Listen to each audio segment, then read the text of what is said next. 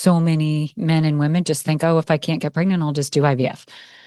And they're not using fertility as a check engine light, choosing to do the work to get to the root causes, to get their bodies into balance. And when you start to look at every place that we're getting exposed, it can be overwhelming. But if you just take it a bite-sized piece at a time, I think most people can make a tremendous amount of progress in 3 months. If you want to live like you matter, ditch the pills, look great, and feel freaking amazing, you're in the right place. I'm Dr. Wendy Trudeau. And I'm Dr. Ed Levitan. Welcome to the Feel Freaking Amazing podcast, where we empower you to live a vibrant and healthy life by optimizing your structural, chemical, emotional, social, and spiritual lives. Hold on to your hats.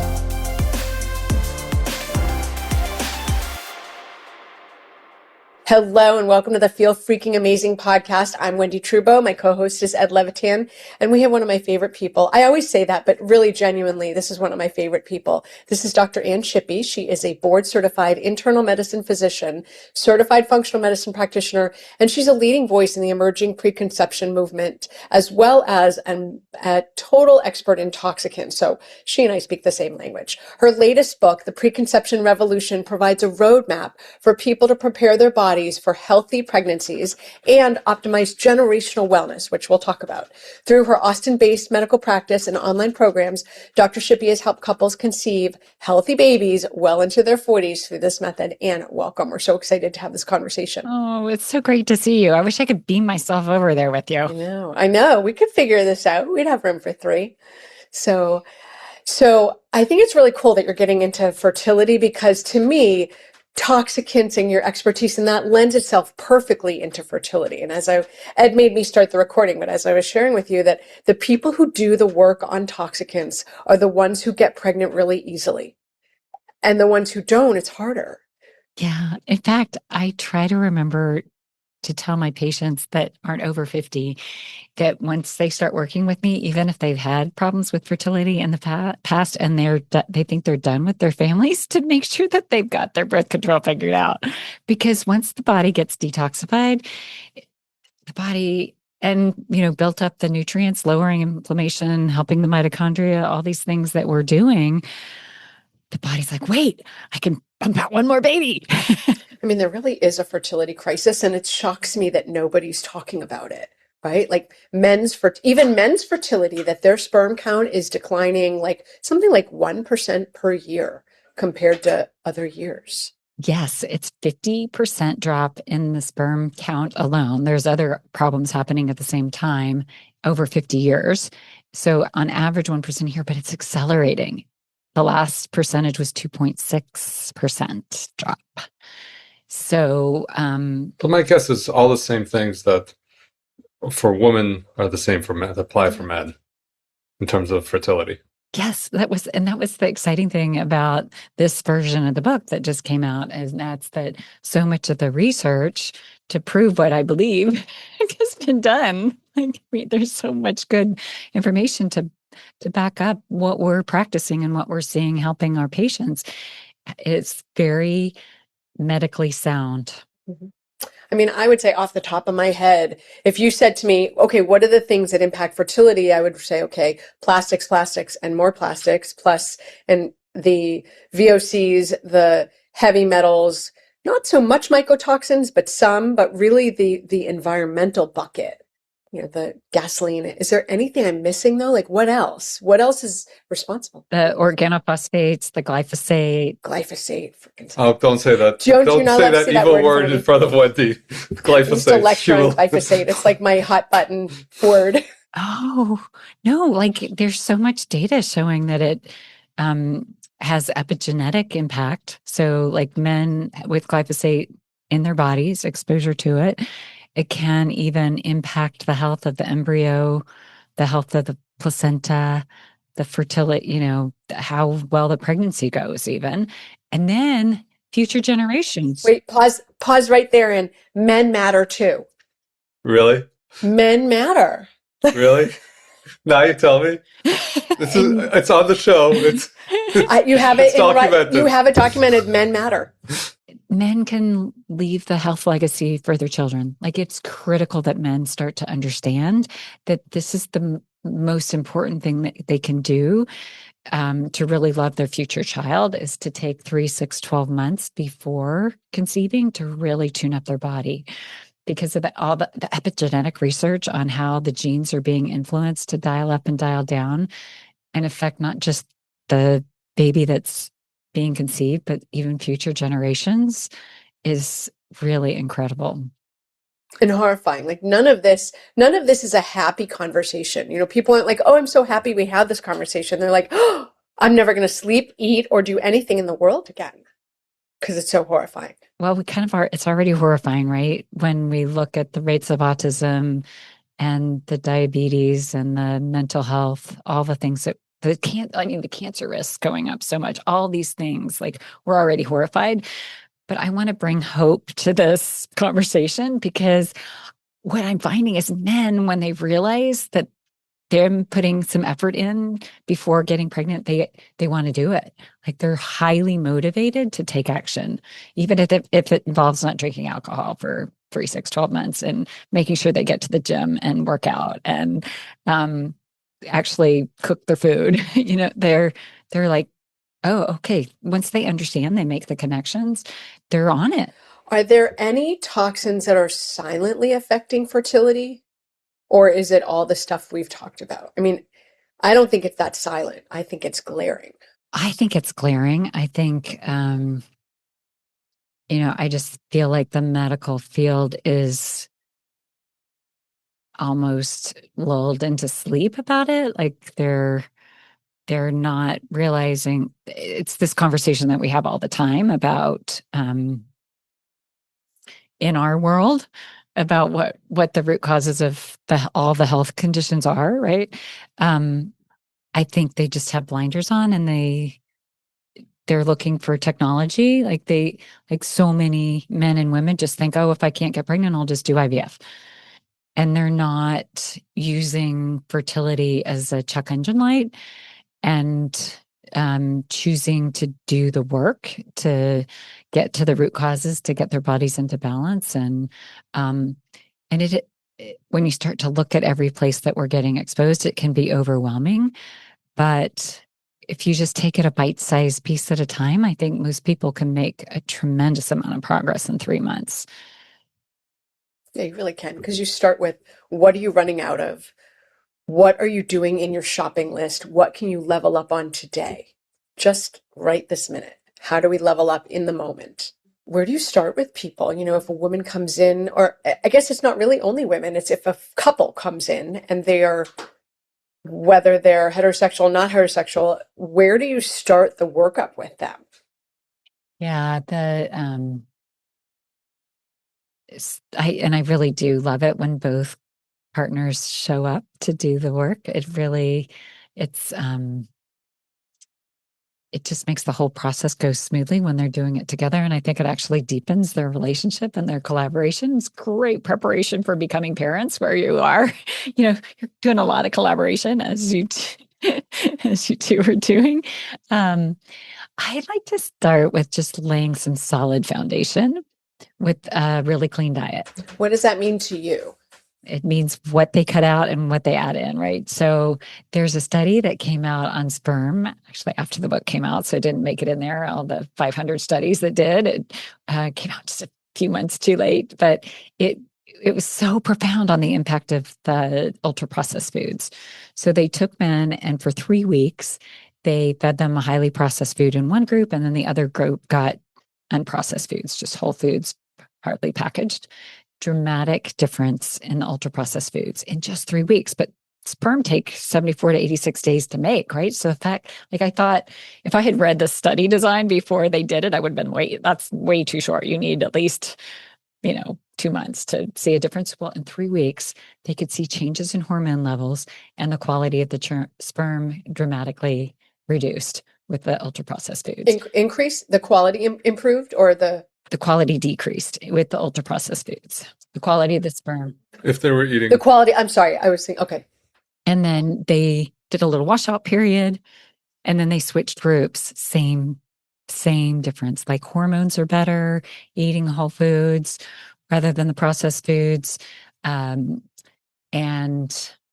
like dramatic difference in sperm quality. So if we can at least get the diet right, like mostly organic, unprocessed, I think you can get a lot of inflammation down, get nutrients up, and make a tremendous difference. So I really ask people to get started with the diet first. Pretty much everybody gets a detailed toxin test just because even when people think that they're doing everything right, like this couple that he, I saw them both for the first time in November, and she got all her stuff done quickly, but he had a lot going on and they were moving.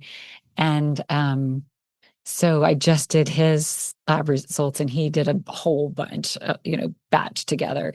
And his toxin levels were kind of crazy because they were eating all organic. They actually have an organic food company, like they're already on it, right? So we're expecting I'm like, please check, but expecting it to all come back great.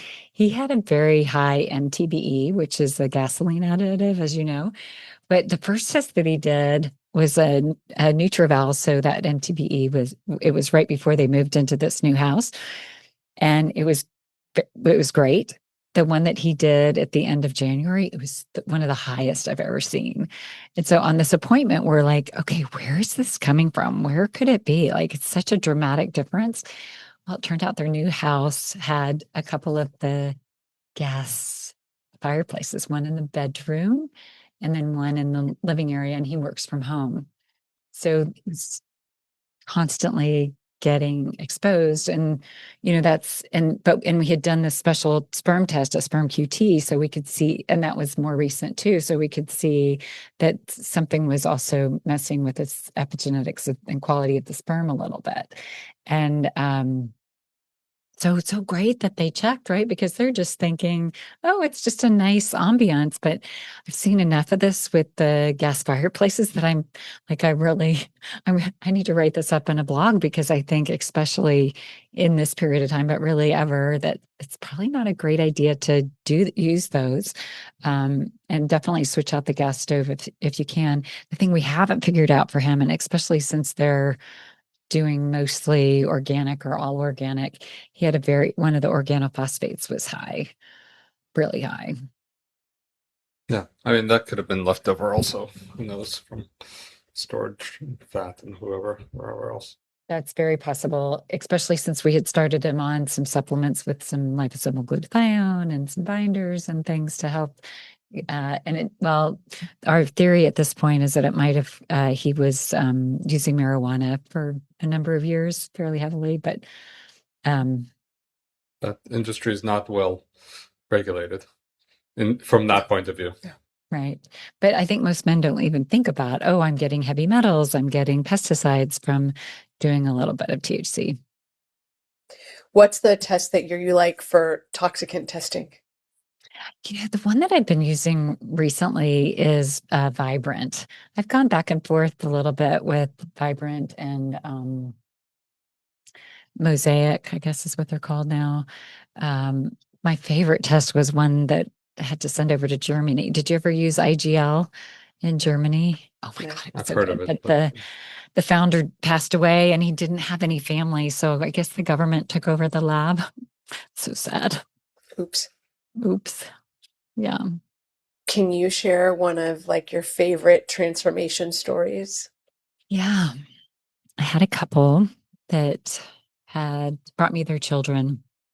They had a 3-year-old with pretty severe neurodevelopmental delays and a 1.5-year-old with a 1-year-old with PANDAS syndrome, so neuropsychiatric autoimmune. And we got them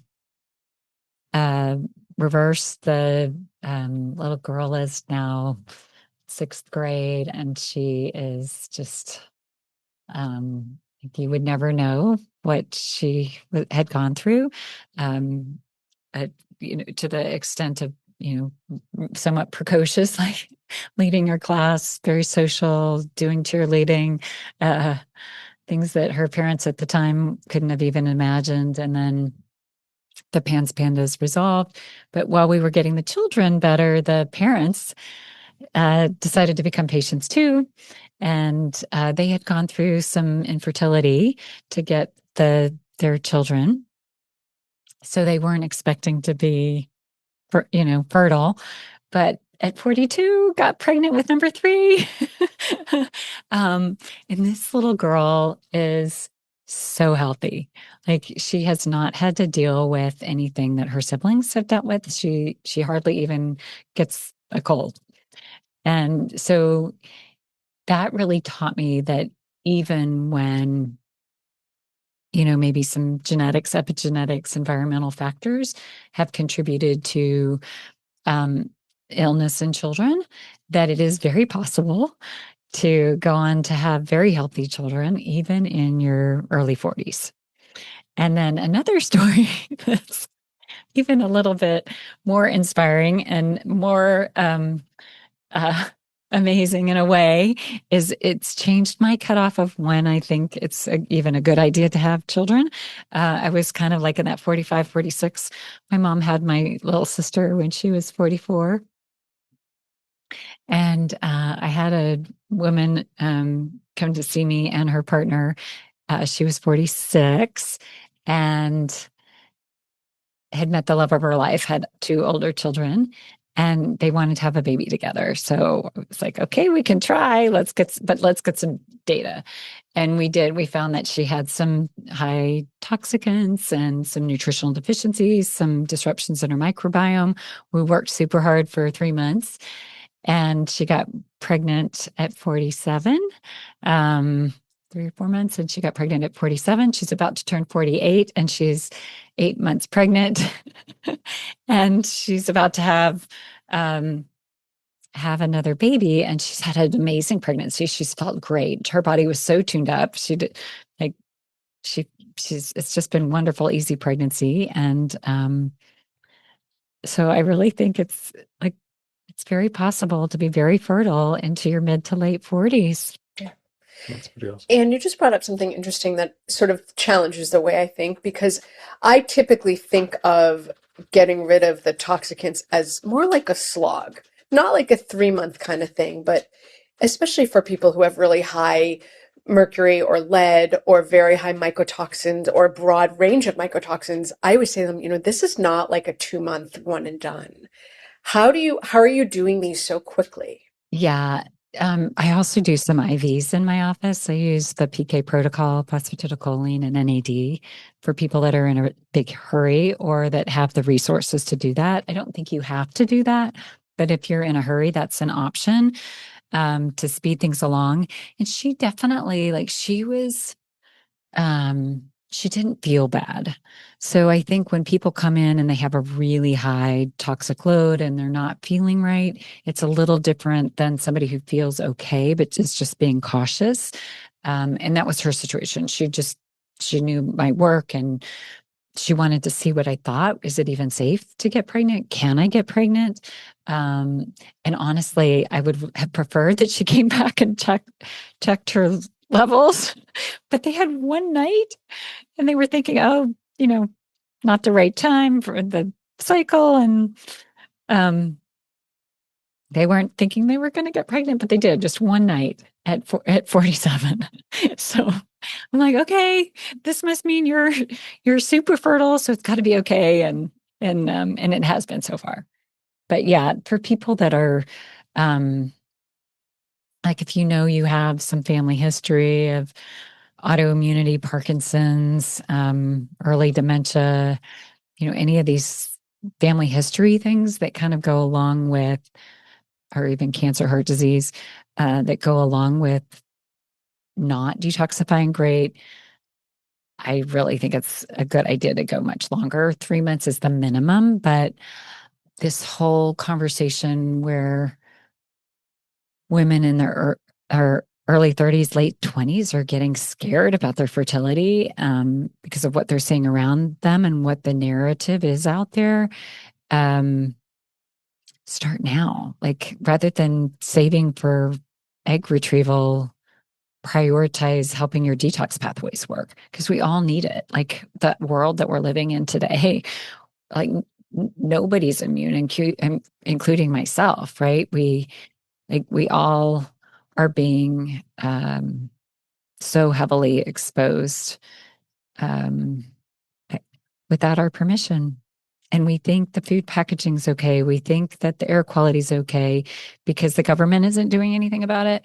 Well, it's very clear, especially with what we saw this week with glyphosate. I don't know when this is going to come out, but that our government is not really looking at our best interests. Although I did hear Kennedy came to Austin last night, and he said that they are working on a plan for scaling out glyphosate. I'm going to take us a little bit slightly different area, and if we don't want to do it, then we can go away. But where do you find like trauma and infertility? Oh, that's such a great question. This is so fascinating. Oh my gosh. So I think it's harder to study women on this, but I'm sure it's very similar. But with the men, they can study epigenetic changes in the sperm that get passed on to the child, or even in animal studies. And so they can even, like, they've linked a trauma to a smell, and then future generations reacting, with a trauma, like escape response when they have that smell. And it kind of makes sense, right? Like it's kind of fascinating that humans even still exist on the planet. Like it's so, from a survival standpoint, it's hard to survive, right? So it's almost like you can't get taught everything you need to know. A lot has to just be instincts. So I really do believe that it's helpful to do some neurofeedback, to do some psychological reset.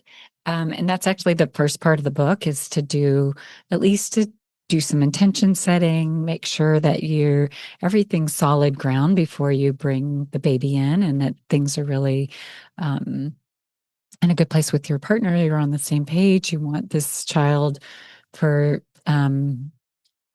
the reasons that really make sense for you and the baby. And I think there's a lot more research to do in this area around trauma, but certainly when our bodies are more stressed, that's a lot of the red light. Like it's the check engine light coming on when we're moving the tribe. It's not a good time to get pregnant and have a baby. So if there's not enough nutrients, like if we're in a famine, people still can get pregnant, but that doesn't mean you should. But it definitely lowers the probability of having an easy pregnancy and getting pregnant easily. Yeah. Can you talk about the preconception window, Anne? Yeah, to me, this window that's intentional before trying to conceive.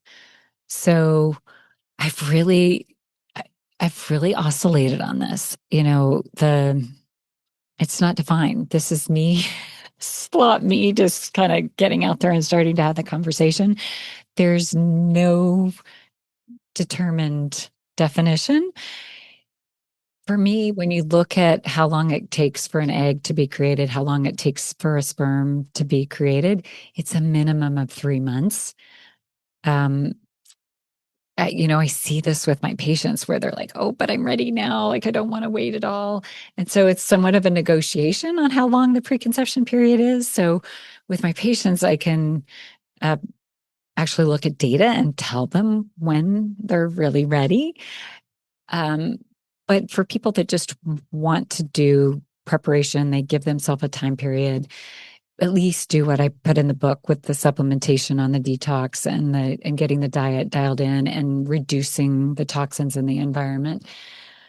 But I think we should start thinking about it. Where I'm coming to now, especially with these conversations that most women are thinking they're going to have to do IVF, is let's start thinking about the preconception period actually in teenage years.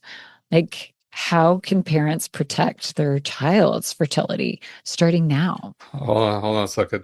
We just talked about teenagers being The bane of my existence.